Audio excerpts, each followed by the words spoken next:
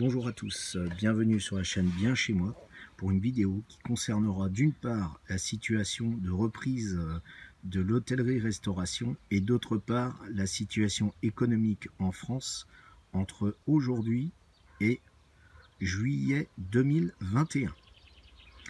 Alors, la première chose, concernant la reprise, les ouvertures des restaurants. Voilà ce que j'ai eu comme élément. L'ouverture aura lieu le 20 mai et elle sera progressive. C'est-à-dire que, enfin, voilà ce qu'on m'a dit. On m'a dit une chaise sur 3.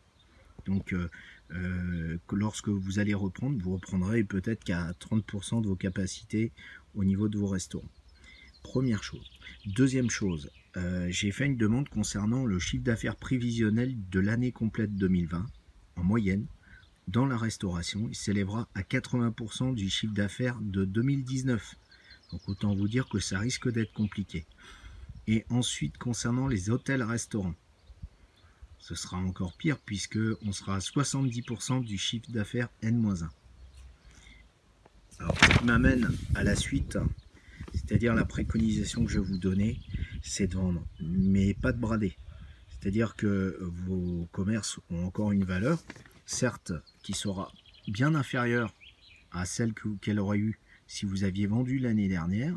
Voici les éléments dont je dispose. La valeur des fonds de commerce moyen pour l'hôtellerie-restauration sera de l'ordre de 90% de la valeur moyenne de 2019. Voilà, donc et on me dit qu'il faut vendre plutôt en septembre. Voilà, pas se précipiter en mai pour vendre, mais bien vendre en septembre. Ensuite, concernant la situation économique. Alors, lors du déconfinement, nous allons connaître une reprise économique intéressante. Donc, puisqu'en termes d'activité, on va dégager plus 10% sur la période 15 mai au 15 septembre, toute activité confondue par rapport à l'année dernière. Le taux de chômage, qui est de l'ordre de 9% aujourd'hui en France, va baisser à 7% momentanément en septembre. Et par contre, dans la foulée, comme je vous l'ai toujours dit, il y aura un krach boursier.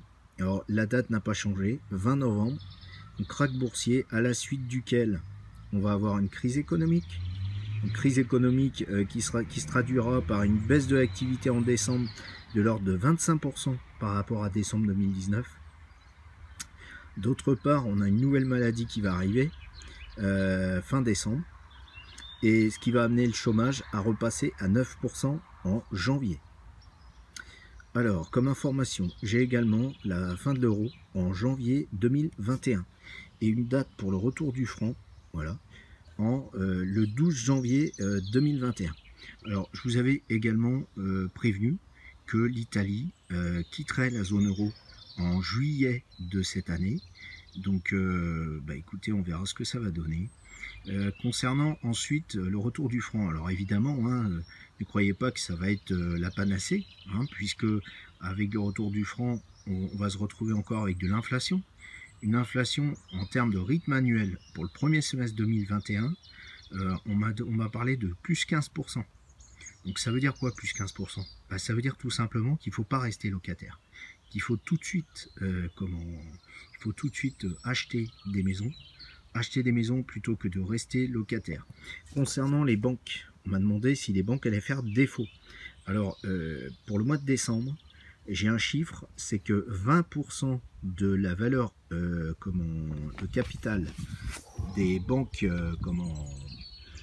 existantes en France va être perdue.